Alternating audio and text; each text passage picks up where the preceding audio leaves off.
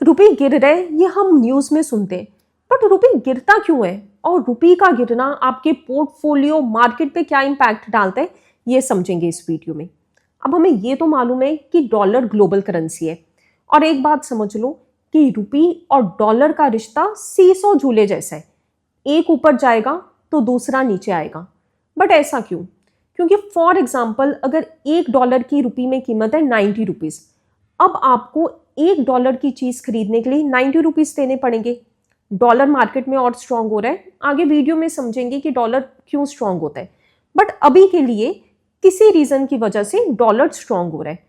अब आप उसी $1 की चीज़ खरीदने के लिए 95 रुपीज़ दोगे तो आपकी करेंसी रुपी ऑटोमेटिकली वीक होगी, क्योंकि जो चीज़ पहले आपको 90 रुपीज़ देकर मिल रही थी अब उसी चीज़ के आप 95 रुपीज़ दे रहे हो। इसलिए डॉलर और रुपये का रिश्ता ऑपोजिट वाला होता है, एक ऊपर तो दूसरा नीचे। अब हमने ये बात तो समझ ली कि डॉलर और रुपये का रिश्ता ऑपोजिट वर्क करता है, एक स्ट्रांग होगा तो दूसरा वीक। लेकिन कोई चीज़ स्ट्रांग कब होती है? जब उसकी डिमांड बढ़ती है, राइट? और कोई चीज़ वीक कब होती है? जब उसकी सप्लाई ज़्यादा होती है और डिमांड कम होती है। रियल में डिमांड और सप्लाई का ही खेल है सब।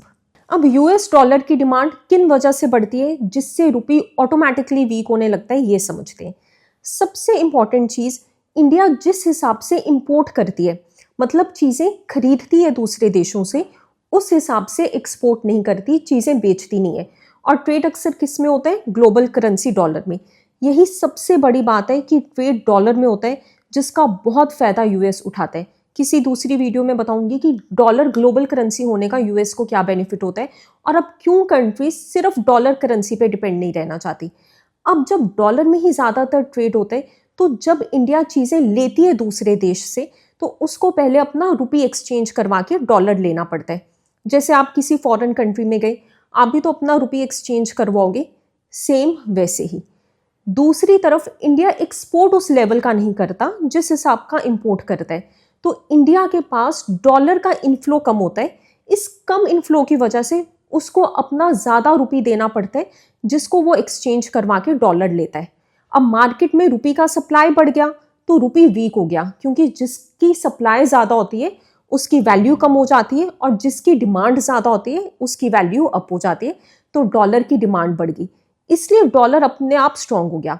इंपोर्ट की बात की जाए तो इंडिया 85% क्रूड ऑयल इंपोर्ट करता है, तो समझ लो कि ऑयल अकेला कितना बड़ा रोल प्ले करता है रुपये को वीक करने में और डॉलर को स्ट्रांग करने में। और इवन इंडिया का ही नहीं, दुनिया में सबसे ज़्यादा ट्रेड ऑयल का होता है। तभी जैसे ही oil producing country trade dollar के अलावा किसी और करेंसी में करने लगती है तो यूएस उस देश के पीछे पड़ जाता है। जैसे वेनेजुएला, ईरान एग्जाम्पल है उन देशों के, क्योंकि यूएस अपना डॉलर बचाना चाहता है, उसको स्ट्रांग रखना चाहता है। बाकी फैक्टर्स जो यूएस डॉलर को स्ट्रांग करते हैं जिससे ऑटोमेटिकली रुपये वीक होने लगता है, वो ये कि फेडरल रिजर्व जो यूएस का सेंट्रल बैंक है और दुनिया का भी सबसे पावरफुल बैंक है, वो जब अपना इंटरेस्ट रेट हाई कर देता है तो इन्वेस्टर्स अपना पैसा निकाल के वहाँ इन्वेस्ट कर देते हैं ताकि हाई रिटर्न्स मिले उन्हें। अब जब वो अपना पैसा निकालते हैं इंडिया मार्केट से तो रुपये की सप्लाई ज़्यादा हो जाती है और डॉलर की डिमांड बढ़ जाती है, क्योंकि वो रुपये डॉलर में कन्वर्ट होता है। इंटरेस्ट रेट एक रीज़न है इन्वेस्टर्स का डॉलर की तरफ भागने का। दूसरा खुद के रीज़न की वजह से जब रुपये वीक होता है वो ये कि अगर जियोपॉलिटिकल टेंशन्स चल रही है, जैसे ट्रेड टैरिफ की इंस्टेबिलिटी दिख रही है मार्केट में, तो भी इन्वेस्टर्स इंडिया से पैसा निकाल के डॉलर में इन्वेस्ट करना प्रेफर करते हैं, क्योंकि डॉलर सेफ करेंसी मानी जाती है। ये भी रीज़न होता है रुपये के वीक होने का। क्या रुपये का गिरना हमेशा बुरा होता है? नहीं, लेकिन वो गिरना स्लो और कंट्रोल होना चाहिए। कोई भी करेंसी परमानेंटली स्टेबल नहीं रहती। हर इकोनॉमी में इन्फ्लेशन के साथ साथ करेंसी धीरे धीरे डेप्रिशिएट होती है और ये नॉर्मल बात है। इवन कंपनीज या एक्सपोर्टर्स जो रेवेन्यू डॉलर में अर्न करती हैं और कॉस्ट रुपये में होते हैं, जैसे आईटी सर्विस कंपनीज, उनके लिए रुपये का गिरना, थोड़ा बहुत गिरना उनकी अर्निंग्स और मार्जिन्स के लिए अच्छा होता है।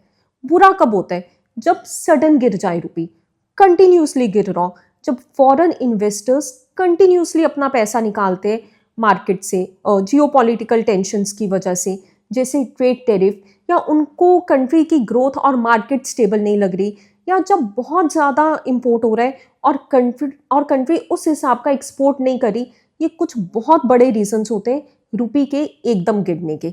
लेकिन रुपी का ऐसे कंटिन्यूसली गिरना इन्फ्लेशन, महंगाई बढ़ाता है, क्योंकि जो चीज़ें इंडिया इंपोर्ट करता है जैसे ऑयल, इलेक्ट्रॉनिक्स, इक्विपमेंट, वो सब महंगी हो जाती है कॉमन इंसान के लिए।